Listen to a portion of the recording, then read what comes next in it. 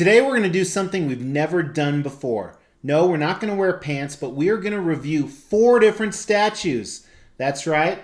Buckle up. It's extreme time.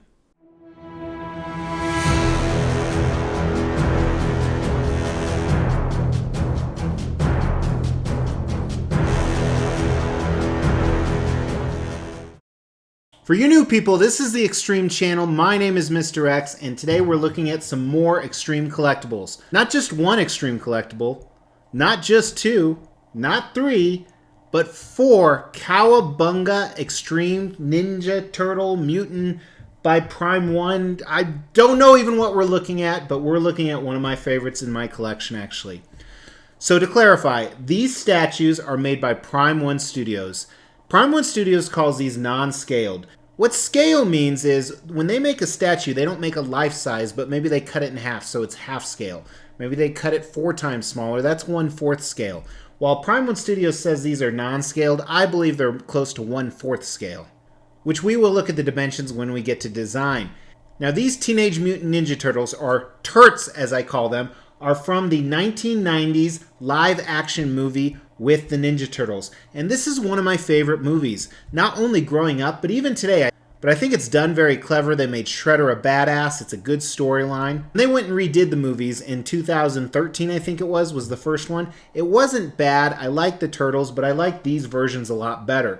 I did like the Splinter in the new movies a little bit better, and we're going to talk more about that later. So these pieces, as you see, they kind of interlock together. We'll talk all about that during design, but you can buy them separately. While I've never done 4 dudes at the same time, I think we can get it done today.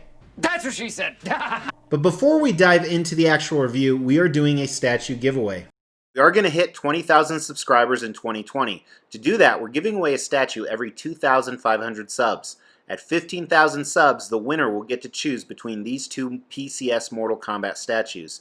Make sure that you've liked this video, you've subscribed to the channel, and you've hit that bell notification. Then stay tuned towards the end of this video to find out how to enter. Now what's cool is growing up, I was always a fan of the Ninja Turtles, mostly on the Saturday morning cartoon. I would show you a clip of the awesome intro, but last time I did that, I got a copyright strike. So I'm just going to sing it for you. Teenage Mutant Ninja... You started singing, didn't you? But I loved it from then, and when this movie came out, it was fantastic. And like I said, I think it was very cleverly done, both for kids and adults.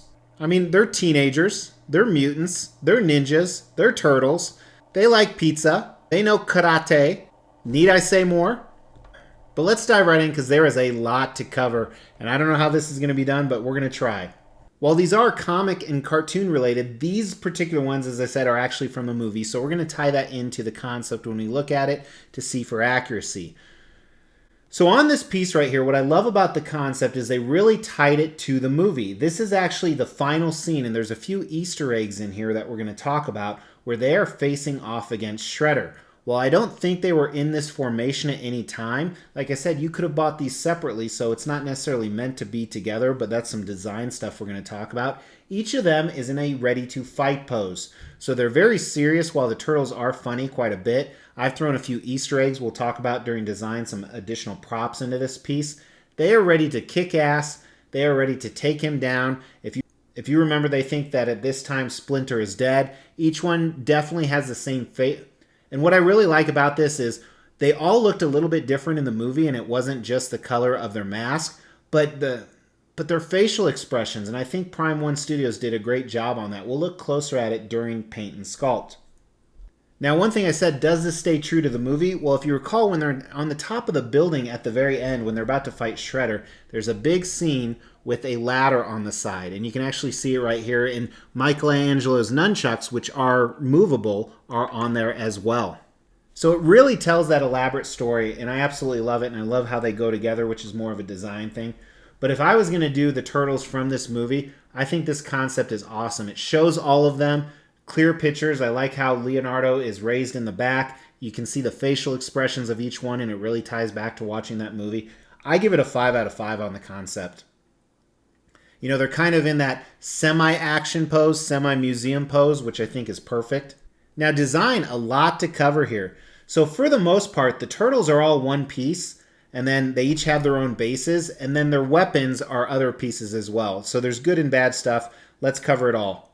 First, I want to show you some of the custom props I have. So here's a 1/4 scale Domino's pizza. I think I bought this on eBay years and years ago. Then also you have a canister with the ooze. This is more from the second movie, but the TCRI. Kind of cool. Then I also have Shredder's helmet on there, and you may have seen this in a recent review of Bebop and Rocksteady. I talk about it in there. This Shredder helmet is not from this movie, but it's still cool to have a Shredder helmet right here. Now, their weapons are a disadvantage, so they're just placed in their hands. Some of them don't hold in very well, which I appreciate the fact there's a lot of room to maneuver it so it doesn't scratch the statue. But for example, like Donatello's bow, since I just moved these, it's hard to get them just right where they don't fall. There we go. Perfect example, I think. So I think that's a little bit of a negative on the weapons there, but what's really the great positive thing about this design is how everything interlocks together. And you can display them together, you can display them separately. That's very smart. I'm really impressed how they did the diorama like that. Let's get dimensions. While I'm not going to measure each individual one, I'll try and get the maximum dimensions that you would need here. Looks like the absolute widest point is over 29 inches, just over. The absolute deepest point is probably very, very close to 29 inches as well. And then the tallest point, which would be Leonardo up here, is right at about 20.5 inches or so. And he's on that stair to the back. Being able to put the bases together, that gives a lot of props in the design. I think the big negative is the weapons. Not only what they're made out of, some of them look a little fake, which we'll see in the paint and sculpt, but how they're placed. I like the fact you can put Michelangelo's Chucks on the back because that's a key pivotal point in the story, how Splinter defeats Shredder. So for design, while it's not perfect, I think it's a 4 out of 5 on the design. Really well done, very smart, and the way everything's displayed, you can see them all, and it looks just a really cool diorama all put together.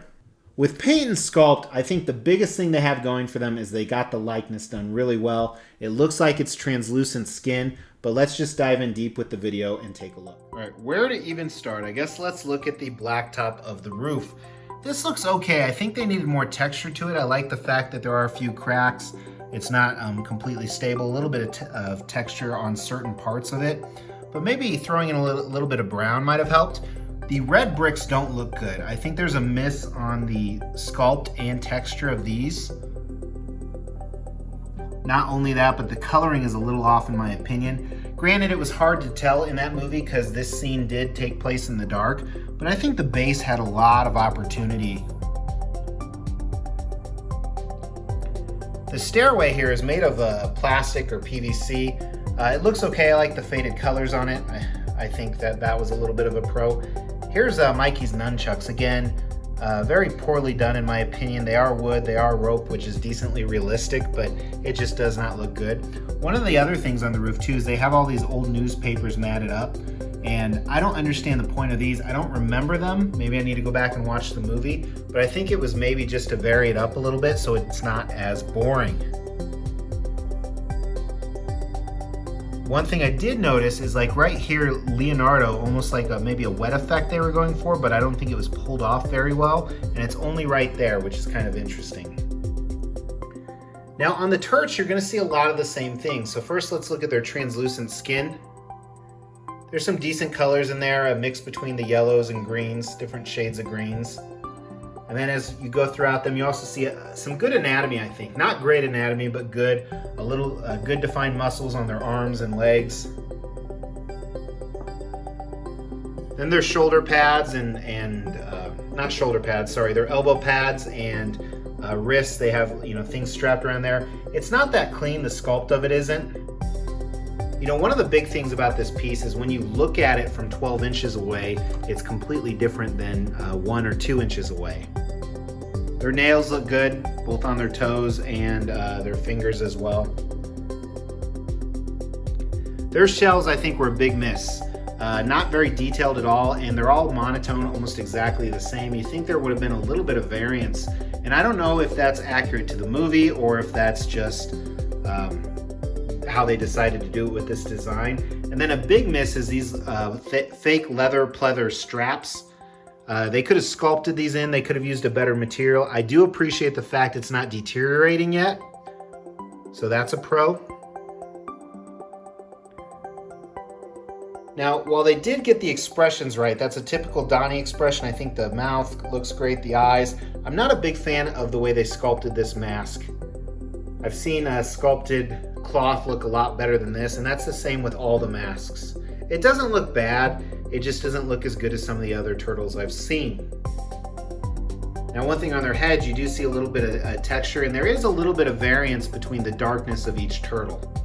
So you can see right here between Donatello and Michelangelo, and then even, you know, some spots on Leonardo's head, as he was a little bit different in the movie. And here's his portrait.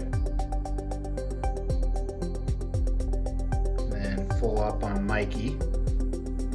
And I like how, you know, while they are comical guys, you can tell how serious they are in the midst of battle here. Look at it, some of the weapons I was talking about. So like right here, his sword, it should be made out of metal. It's plastic, and you can easily tell by looking at it. Even the size. That's SAI, not SIZE. They look a little bit better. And then the fronts of them, again, kind of like the shell on the back, very boring, very monotone on all of them. So each individual turtle has some good parts, you know, the anatomy, the different colors, but I think the shells are a big miss. I think the sculpt of the mask, the mixed media of the straps around them, the weapons, the facial expressions are spot on in my opinion. So it's not the most impressive piece when it comes to paint and sculpt, but by no means am I bashing it, because together they just look fantastic, like that shot right there. So again, the weapons are a little bit of a knock. The straps that are made out of mixed media, however, this fake leather isn't fading, so that's kind of nice. The base is done pretty good, but not amazing. I think that there was definitely some opportunity with the turtles on the paint. It doesn't look bad, but I've seen much better on the newer pieces that I actually used to own and gave them away in a giveaway. So I think paint on this piece is a 3 out of 5. I don't think it's anything amazing. It definitely could have been done better. And the sculpt as well, while it's very, very accurate, there isn't that micro detail, especially when you like look at some of the shell. But it may have been that way for the movie. But in the end, I also give the sculpt a 3 out of 5. Not going to talk about value because these are long sold out, but I think originally they retailed for like $560, $570 each. They made $750 of each, or you could buy them all together. I think for $19.99 was the price of the entire package. The cool thing is you can still get them for that nowadays, secondhand. I believe I paid like $18.99, $17.99, something like that, about 2 years ago. So you can still get them, and that's not a bad deal, paying less than $500 for a quarter scale piece each. So the value is very good, even though we're not grading it. Does this piece have the X factor? Because I'm so partial to the 1990s movie, like I said, I think it's really entertaining, and it was a big part of my childhood. I think I'm going to grade it a little bit higher than most people would. But to me, this absolutely does have the X factor. And recently, even on a room tour, a lot of people talked about how cool this particular setup is. So I think it is a 5 out of 5 setup for me. Again, just my opinion. I know a lot of people won't share it because, like I said, these are actually up for sale quite a bit, and that kind of surprises me. But those people may not have the nostalgic ties that I do. But I really love this piece despite the paint and sculpt opportunities that it has. Let me know what you think of this piece, and specifically the 1990s movie. And if you haven't seen it, go see it. Trust me, it's worth it. But the reason why I want you to comment is it'll help you. It'll help win you that statue. To win one of these Mortal Kombat statues, all you have to do is comment on a video. At 15,000 subscribers, I'm going to pick a random video and pick a random comment. That person will win the prize. They can choose between these two pieces. Also, make sure you're subscribed to the channel. Thanks for sharing some more childhood memories with me. Make sure to check out these other pieces by Prime One Studios, or hit that Mr. X logo to subscribe. Half of you aren't subscribers. But until tomorrow, take care of yourself and your pet.